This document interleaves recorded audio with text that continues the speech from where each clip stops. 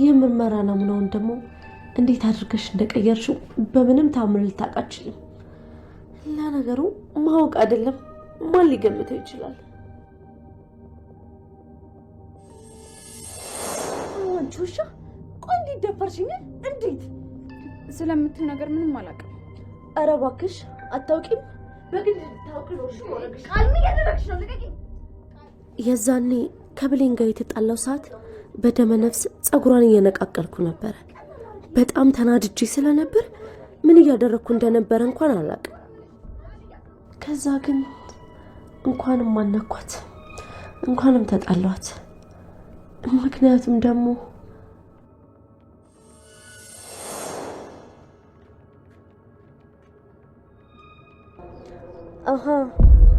ለካ ጸጉር ነው ለናሙናው የሚፈለገው። ስለዚህ ይሄን የብሌን ጸጉር በራሴ ጸጉር ፋንታ ቀይሬ ለናሙናው ብሰጠው ልጅነቴ የተረጋገጠው ማለት ነው አይደለ?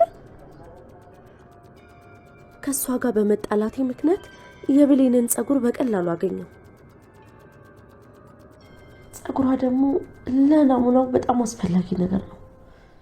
በኔ ጸጉር ፋንታ የሷን ጸጉር ብቀይረው በቀላሉ ውጤቱን ማለፍ ይችላል ብዬ ምርመራ ውጤቱን እንዴት ነው የቀየርሽው? እሱ ነው እንዴ? እኔ ራሱ ብታይ በጣም ገርሞኛል። እስካሁን ድረስ አላመንኩም። ማለት አልገባኝም። ምን እያልሽ ነው? ያው ትንሽ ለማመን እንደሚከብድ አውቃለሁ፣ ግን ደግሞ እውነታው ይሄ ነው።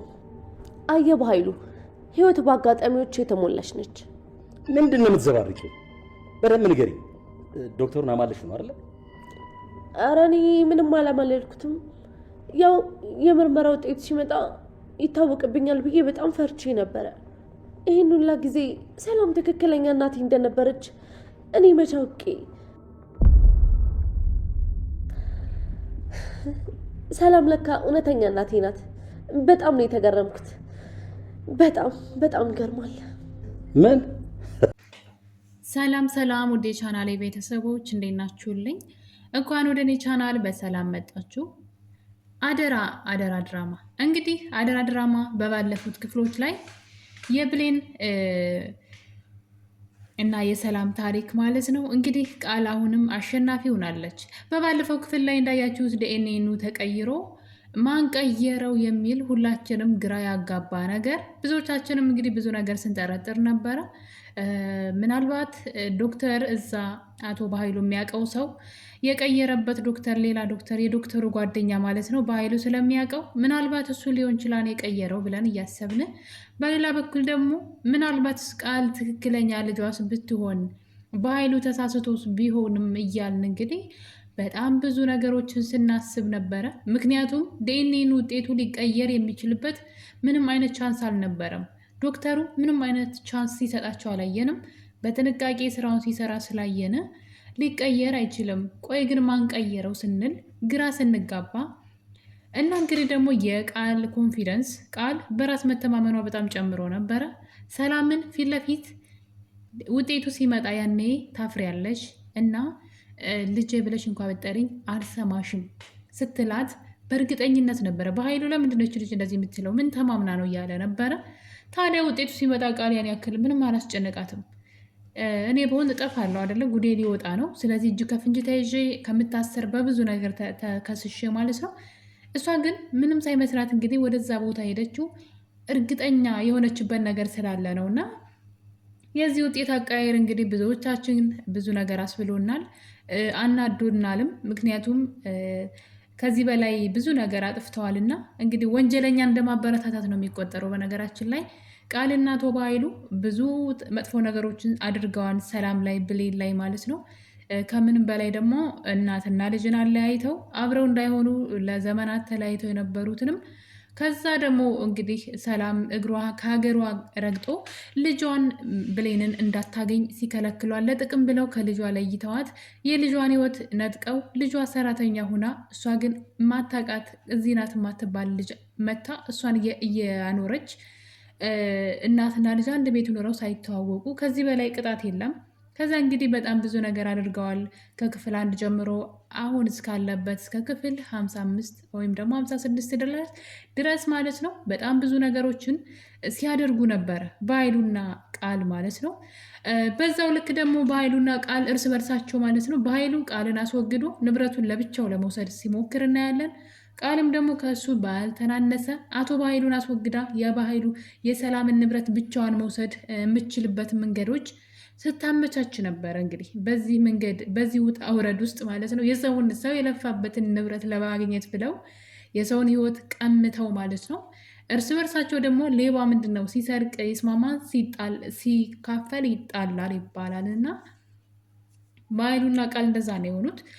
መጀመሪያ ላይ ተስማምተው ነበር ለሌብነቱ ማለት ነው። ከዛ በኋላ ግን ሁለቱም ገንዘቡ እያጓጓቸው ስለመጣ ጥሎ ማለፍ ነበር የያዙት።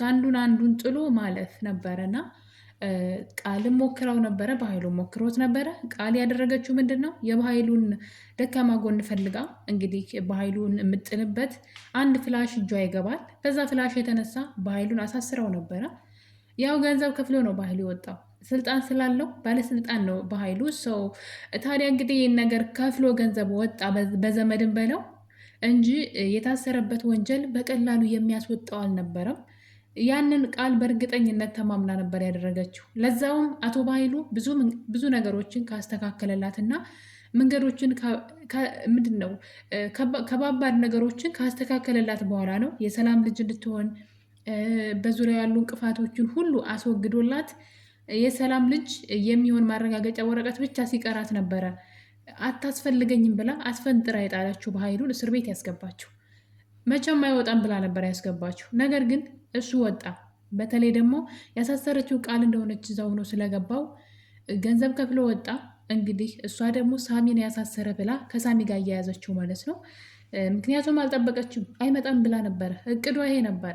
በኃይሉ ደግሞ ምንድን ያደረገው አልማዝ ሳትሞት ሞታለች በማለት ማለት ነው እንግዲህ ከቤት ደብቆ አውጥቶ ይወስዳታል ማለት ነው። ሰላም እንደሞተች ነው የምታውቀው። ለእሷ ብዙ ገንዘብ ከፍለዋል። ሌላ ቦታ ደብቋ ካስቀመጣት በኋላ በእሷ በኩል በጣም ብዙ ሚሊዮን ብር ሰላምን ጠይቋት ነበረ።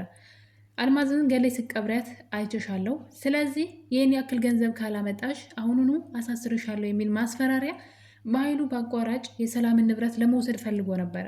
ነገር ግን ቃል ይህን ነገር ስታውቅ አንተ ብቻህን እኔን ትተህ ልትበላ ነው ወይ? ያለዛ እውነቱን ነግራታለሁ ብላ ይህ ነገር እንግዲህ ለሰላም ቃል ነግራት ነበር። በሰዓቱ ሰላም ሰው ገድያለሁ ብላ ራሷን አታውቅም ነበር፣ ወይም ደግሞ አእምሮዋን ስታ ነበረ። እንግዲህ ማገገሚያ ገብታ ነው ሰው ሆና የወጣችው እንጂ በጣም ታማ ነበር፣ ምንም ነገር አታውቅም። ነገር ግን ቃል ይህን እውነት ወስዳ ስትነግራት እናያለን። ታዲያ እንግዲህ በዚህ በሽኩቻ ውስጥ ነው ያለፉት ማለት ነው። አንደኛው አንዱ ለሰው ንብረት ነው እንግዲህ ሰው ገንዘብ ለሆነ ገንዘብ ለሚሰርቁት ገንዘብ እንኳን አልተስማሙም ነበረ። በመጨረሻም እንግዲህ ሳሚ በተናገረው በለኮሰው ሰዓት ምክንያት ማለት ነው ቃሌ ሰላም ልጅ አይደለችም የሚል ወሬ ሰላም ከሰማች በኋላ ዶክተር የራሷን ታማኝ በጥንቃቄ ለዛውም እስከዛሬ የተጫወቱብኝ ይበቃኛል ብላ አንዳንዴ በሰላም ራሱ መፍረድ አይቻልም። ሰላም እንደዚሁ አልተወችም፣ ወንድሟን አላመነችም። ከዛ በኋላ ልጄ ናት ብላ እንግዲህ 10 ዓመት ቆይታ በኋላ ያገኘቻትን ቃል ራሱ ከቤት ነው ያስወጣቻት እና በጣም ብዙ ውሳኔዎችን ወስና ነበረ። በቃ ይሄ ምንድን ነው የሆነ ነገር ታግሳችሁ ሲደክማችሁ የምትወስኑት ውሳኔ ማለት ነው። ሰላም እንግዲህ እንደዚህ አይነት ውሳኔዎችን ወስና ነበረ። ታዲያ እንግዲህ ቃልንም ከቤት አባራለች፣ በኃይሉንም ሳይቀር ከቤት አባራ ራሷ ብቻዋን በድብቅ ነበር ስራዋን የሰራችው። ዶክተር በጣም ታማኝ የማይገልጸው ዶክተር ማለት ነው። ዶክተር አዘጋጅታ እንግዲህ ስህተት እንዳይፈጠር ወይም ደግሞ ተጭበረበረ እንዳይባል ለአንዴና ለመጨረሻ ጊዜ እውነቱን ለማወቅ የራሷን ዶክተር አዘጋጅታ ባደረገችው ምርመራ መሰረት ልጇ ቃል ሆና ተገኘች። አስቡ እንግዲህ። ታዲያ ይህ ነገር ለብዙዎቻችን ጥያቄ ፈጥሯል። ማን ነው ይህን ያደረገው? ማለት ሰውየው እጁን ለመታጠብ እንኳን ሲሄድ ምግብ ሊበላ ቦርሳውን አንግቶ የሄደ ሰውዬ ነው እና ቦርሳውን ከአጠገቡ ለሰከንድ እንኳ አይለይም። ከዛ በኋላ ደግሞ በጣም ብዙ ገንዘብ በሌሎች ነገሮች ሊደልሉት ሞክረው ነበረ። እንግዲህ ሁሉ ፈተና አልፎ ዶክተሩ ይህን ምርመራ አድርጎ ከፊታቸው ነው ወረቀቱን የታሸገውን ውጤት የከፈተው። ልጅቷ የቃል ልጁን ተገኘች። ታዲያ እንግዲህ በዚህ የተነሳ አቶ በኃይሉ ደግሞ የዶክተሩን ጓደኛ ያውቀዋልና ምክንያቱም በዛ ውጤቱ ሊከፈት ሲል አቶ በኃይሉ ደንግጧል። የሚያደርገው ነገር ጠፍቶታል። ያለው አማራጭ አንድ ነገር ነው፣ ዶክተሩን ማስፈራራት ነው። እንግዲህ ታዲያ ከዶክተሩ ጓደኛ የዶክተሩን ስልክ ተቀበለ። እንግዲህ ይቅርታ ስሙን ስላላወቁት ነው ከዶክተሩ ወደ ዶክተሩ ብለውና ተቀብሎ እዛው ድምፁን ቀይሮ ነበር ዶክተሩ ጋር ደውሎ ውጭ ወጥቶ እንዲያወራው ካደረገ በኋላ አንዴ በገንዘብ ከዛ ደግሞ በእናቱ ሲያስፈራራው እናትህን እገላታለሁ ብሎ ሲያስፈራራው ነበረ። ታዲያ ሁሉ ነገር ፈተና አልፎ ዶክተሩ ውጤቱ አስቡት ያልጠበቅነው ውሸቱ ነው ሲመጣ እንግዲህ ማን ነው ብለን ሁላችንም ግራ ተጋብተን ስንጠብቅ ነገሩ ግን እንዲህ ነው። የዛን ቀን እንግዲህ ብሌንና ቃል ማለት ነው ቃል ተናዳ ከብሌን ጋር ትጣላለች። እናም የብሌንን ፀጉር ጨምድዳ ትይዛታለች ክላሷ ሄዳ ማለት ነው። እና እንዳለ ፀጉሯን ነቅለው ነበረ። ያንን ፀጉር እጇ ላይ ስታየው አንድ ነገር መጣላት። ጥሩ አጋጣሚ ነው ይሄ እኔን በዚህ መቀየር እፈልጋለሁ ትልና እንግዲህ ቃል ምን ያክል እኔ በጣም ነው የተገረምኩትኝና ለእሷ ራሱ ነገሮች እንዴት እንደተመቻቹላት በሰዓቱ ዶክተሩ አንድ ነገር ሀሳቡ ላይ ይመጣል። ብሌን ካጠገቡ ቡና እያፈላች ነበረ። ታዲያ አትኩሮ ብሌን ያያት ነበረ። ምክንያቱም ብሌን መጀመሪያ ላይ በር ሲያንኳኳ ስትከፍትለት የሰላም ልጅ መስላው ነበረ። ምክንያቱም በጣም ነው የሚመሳሰሉት፣ ወይም ደግሞ ሰላምን እራሷን ነው የምትመስለውና በእርግጠኝነት ልጇ እሷ ናት ብሎ አስቦ ነገር ግን እዛ ቡና እያፈላች ሰራተኛ እንደሆነች ሲነገረው በጣም ግራ በመጋባት ዶክተሩ ከአጠገቧ ተቀምጦ ብሌንን አትኩሮ ያያት ነበረ። ብሌን ይሄ ዶክተር ለምንድን ነው የሚያኝ ብላ በጣም ግራ ተጋብታ ነበር። ለምን ታየኛለህ ልበለው እንዴ እያለችም ራሷን መጠየቅ ጀምራ ነበር። ምክንያቱም ሙሉ ለሙሉ እሷ ላይ ነበረ ትኩረቱ የነበረው። ይሄ ነገር የሆነው እንግዲህ ከመጀመሪያው ጀምሮ በሩን ስትከፍትለት ከዛም ካጠገቡ ተቀምጣ ሲመለከታት ይቺ ልጅ የምትመስለው ሰላምን ነው። ቃል ደግሞ ምኗም ሰላምን የሚመስል ነገር የላትም። በዛ ላይ የሚታይባት ፍርሃት በዲኤንኤ ምርመራ ምክንያት ማለት ነው ናሙና ሲወሰድ ፈቃደኛ አለመሆኗ ብዙ ነገሮችን ዶክተሩ እንዲጠራጠራት አድርጓል።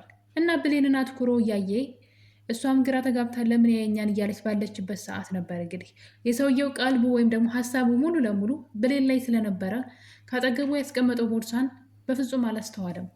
ይህን አጋጣሚ ቃል ትጠቀምና እንግዲህ እኔ እንዴት እንደሆነ አስቡት። አጠገባቸው የተቀመጠ ቦርሳ ሲከፈት ቁልፉ እንዴት እንደማይሰማ ባላቅም፣ እሷ ግን ያንን ቦርሳ ከፍታ እንግዲህ የእሷን ፀጉር በብሌን ቀይረው ነበረ። እዛ ብሌን ጋር ተጣልታ እጇ ላይ የቀረው ፀጉር ነው የብሌን ከስሩ ነበር የተነቀለው። ታዲያ እንግዲህ ቃል ይህን አጋጣሚ በመጠቀም ለእሷ በጣም መልካም አጋጣሚ ስለነበረ የብሌንን ፀጉር በእሷ ፀጉር ተክታ ለዶክተሩ ልካለች። ስለዚህ እንግዲህ አይቀየርም የተባለው ዲኤንኤን አቶ ባይሉ ብዙ ነገር አድርጎ ሊሳካለት ያልቻለው ውጤት ቃል ግን ይህን ነገር ማሳካት ትችላለች ማለት ነው። ማንም በማይጠረጥረው መልኩ ምንም ሊጠረጠር የማይችል ነው። ማንም ሰው እንደዚህ ይሆናል ሊል አይችልም። ታዲያ እንግዲህ ነገር ምንድን ነው ካላችሁ የቃል እቅድ ምንድን ነው? ቀጣይ ቃል አሁን ላይ ልጁ አይደለችም ተብላ የመጣችው ቃል ትክክለኛ የሰላም ልጅ ሆና ተገኝታለች። ምንም አይነት ማስተባበያ ራሱ የለውም። እናም እንግዲህ ይህንን ሀሳብ ቃል አጥብቃ ይዘዋለች፣ ወይም ደግሞ ሁሉም ሰው ጋር እየተከራከረችበት ትገኛለች። ሌላው ቀርቶ እዛ ስራ እንድትሰራለት የቀጠራትን በኃይሉን ሳይቀር ክደዋለች ማለት ነው። ነገሩ እንዲህ ነው እንግዲህ ለበኃይሉ እኔ ምንም ያደረግኩት ነገር የለም፣ እውነታው ግን እኔ የሰላም ልጅ ነኝ ብላ እንግዲህ ሀቁን ነግረዋለች። ልጠብቀውም ልታስበውም የማችለው ነገር ቢኖር ብሌን ሳትሆን የሰላም ትክክለኛ ልጅ እኔ ነኝ እያለች ነው ቃል። በኃይሉ ውጤቱ እንዳልተቀየረ ያውቃል። እንዴት ብሎ ነው ቃል የሰላም ልጅ ልትሆን የምችለው የሚለው ነገር ግራ ገብቶታል። ምክንያቱም ብሌንን አይኑ እያያት ነው ያደገችው። እንዴት ብሎ ነው ቃል የሰላም ልጅ የሆነችው የሚለው ነገር በኃይሉ ግራ ጋብቶታል። ውጤቱን ቀየረች እንዳይል ደግሞ ሊቀየር የማይችል ነገር ነው። ይህንን አብሮ ከእሷ ጋር ቁጭ ብሎ አይቶታል። እና የቃል አዲሱ ድራማ እንግዲህ ብቻዋን ጥሎ ማለፉን ማለት ነው አሁን ላይ እንደ አዲስ ጀምራለች። እንግዲህ የቃል ሀሳብ ምንድን ነው? አሁን ላይ በኃይሉን እኔ ትክክለኛ የሰላም ልጅ ነኝ፣ ውጤቱ እንደዛ ነው የሚለው ማንም አልቀየረውም እያለች ነው። ታዲያ ይህን አጋጣሚ ተጠቅማ የሰላም ልጅ ወራሽ መሆን ትችላለች። በኃይሉ ምንም መከራከር አይችልም።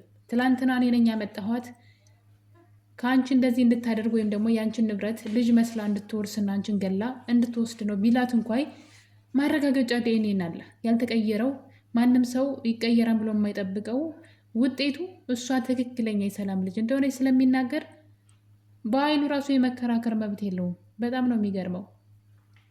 ይህን ድራማውን እንግዲህ በኃይሉ ላይም ጀምረዋለች። በኃይሉን እኔ ትክክለኛ የሰላም ልጅ ነኝ፣ አንተ ለተንኮል ብታመጣኝም እኔ ትክክለኛ ልጇ ነኝ። አሁን ላይ እንደውም እሷን ገድያት ንብረቷን ሁሉ ወርሳለሁኝ እያለች ትገኛለች። በኃይሉ በዚህ ነገር ግራ ተጋብቷል። ሌላው ደግሞ በኃይሉን ከአጠገቧ ዘውር ለማድረግ የጀመረችው ድራማ ለሰላም እውነቱን እየነገረቻት ትገኛለች። እሱም እንግዲህ እኔና ጎቴ በተደጋጋሚ በመርዝ ልንገልሽ እየሞከርን ነበር እያለች ነው ቃል ማለት ነው። ለሰላም ያገዘች መስላ እንግዲህ አሁን ላይ ትክክለኛ ልጅ እንደሆነች ስላወቀች በኃይሉን ከሰላም ህይወት ማባረር ትፈልጋለች። በኃይሉ በአካባቢያቸው እንዳይገኝ ማድረግ የፈለገችው ነገር ምንድን ነው? እንግዲህ እዚህ ቀደም በኃይሉ እንዴት አድርጎ ሰላም ቤት እሷን እንዳስገባት እያንዳንዱ ነገር ለሰላም ልትናገር ነው። ያ ማለት ከመጀመሪያው ጀምሮ በኃይሉ የአንቺን ንብረት ለመውረስ ብሎ እኔን እንደ ልጅ አስመስሎ ወደዚህ ቤት ያመጣኝ እሱ ነው እና እንግዲህ በተደጋጋሚ እንድገልሽና ንብረትሽንም ለጋራ እንድንካፈል እያደረገው እሱ ነው በማለት እንግዲህ የበኃይሉ ተንኮሎችና እህቱን ምን ያክል ሊጎዳት እንደነበረ ትናገራለች። ከዛ እንግዲህ እኔም ደግሞ እሱ ያዘዘኝን ነበር ያደረግኩትኝ፣ አንቺ ትክክለኛ እናቴ መሆንሽን አላወቅኩም ነበር በማለት እንደለመደችው ቃልን አንድ ነገር ሰላምን ማለት ነው አንድ ነገር ብትናገርኝ ትቼሽ እሄዳለሁ በሚል ማስፈራሪያ በኃይሉን ከሰላም ህይወት ታስወጣለች። ከዛ በኋላ የሰላም ንብረት በሙሉ በስሟ ሲሆን የሰላም ልጅ ወራሽ ስለምትሆን ማለት ነው ሰላምን የሆነ ነገር አድርጋ ንብረቱን ብቻዋን መውሰድ ነው ትልቁ እቅዷ። ከተሳካላት እንግዲህ ያላት አንድ እድል ይሄ ነው። እኔ ግን ቃልን ሳላደንቃት አላልፍም። እውነቴን ነው የምላችሁ። በዚህ መጠን እንግዲህ ለእሷ መልካም አጋጣሚ የሆነውን ነገር ሁሉ እንዴት መጠቀም እንዳለባት ጠንቅቃ ታውቃለች። እና እንግዲህ ቃል የጀመረችው አሁን ላይ ቤት ውስጥ በጣም የሚያስጠላ ጸባይ ብሌንን እያሰቃየቻት ትገኛለች። በሌላ በኩል ሰላም ይህን ነገር ማስቆም አትችልም። ምክንያቱም ደግሞ እያስፈራራቻት ነው። ለብሌን አግዘሽ ወይም ደግሞ ለብሌን ወግነሽ አንድ ነገር ብትናገሪኝ ይህን ቤት እችልሽ እሄዳለሁ በማለት ሰላምን ማስፈራራት ላይ ጀምራለች። ብሌንን በህይወቷ እየተጫወተችባት ነው። የብሌን ድርቅና ከዚህ ቤት አልሄድም ብላለች። እንግዲህ እንዳያችሁት በባለፈው ክፍል ላይ የዳግም እናት ከቤት አባረረችኝ፣ ምግብ ከለከለች በማለት በውሸት ማለት ነው ሰላም ብሌንን እንድትጠላትና ብሌን ደግሞ ከእናቷ ጋር ከአሳዳጊዋ ጋር እንድትጣላ ካደረገች በኋላ ብሌን አማራጭ እንዳይኖራት እዛ ቤት እሷን እንደፈለገች እንድትረግጣት እያደረገች ትገኛለች። እንግዲህ የቤቱን ልብስ ሌሊት ላይ ጎርጉራ በመውጣት እጠቢ ብላ በእጇ ስታሳጥባትና ስታፈጋት ሰላም ልጇን ብትናገራት ትታት እንደምትሄድ ስታውቅ ዝም ብላ እያየች ነበረ። የሰላም እናትነቷን ማስከበር አልቻለችም። የትም እንደማትሄድ ልጇ ታውቃለች፣ የትም መሄጃ እንደሌላት። እሷ ግን በህይወቷ ላይ የተጫወተችባት ነው። ዋናው ለዚህ ነገር ተጠያቂዋ ደግሞ ብሌን ራሷ ናት። ይህን እውነት ሳሚ በፍጹም ቃል የሰላም ልጅ አይደለችም ሲላትና ከራሷ ከቃል አንደበት የሰማችው እኔ የሰላም ልጅ አይደለሁም የሚለውን ቃል እንዴት እንደረሳቸው አላውቅም።